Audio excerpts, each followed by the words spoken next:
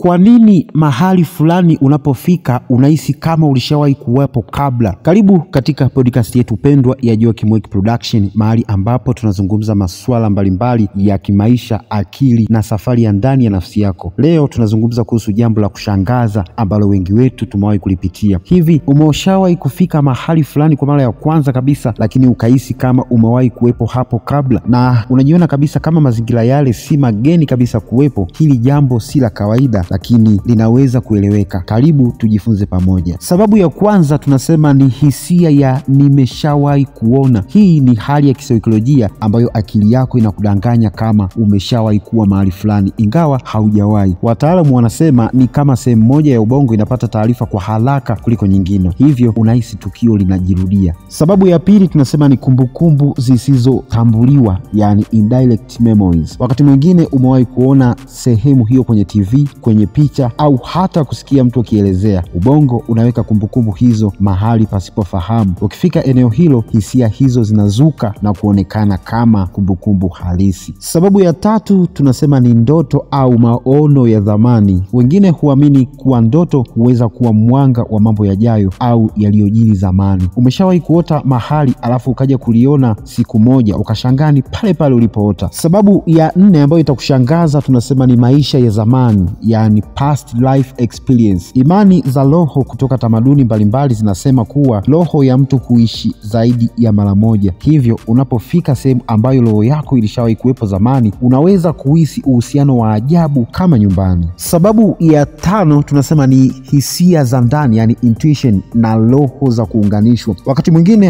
hatuhitaji historia kueleza kila kitu. Roho yako inaweza kuwa na uhusiano wa kipekee na mahali fulani kwa sababu ya nguvu fulani ya kiroho au hata kusudi lako la maisha. Hisia hiyo ya hii sehemu ni yangu huja kwa namna ya ajabu sana. Mara nyingi maisha hutupa hisia ambazo hatuwezi kuzifafanua moja kwa moja, lakini ndani ya hisia hizo kuna funzo, kuna mawasiliano na kuna mwanga. Usipuuzie hisia zako unapojikuta mahali ambapo moyo wako unahisi kama umeshawahi kuwepo. Labda ni ujumbe, labda ni ukumbusho, au labda ni safari ya nafasi yako inayojikumbusha ilipotoka. Asante kwa kuwa nami. Usisahau kushare podcast hii na mtu ambaye anapenda kuchunguza undani wa maisha. Hadi wakati mwingine, endelea kutafuta maana, endelea kujiuliza na endelea kuishi kwa kusudi. Asante sana. Jina langu naitwa Joakim Chawe, mwandishi wa vitabu pamoja na makala mbalimbali za kitaaluma. Goodbye and stay connected with us.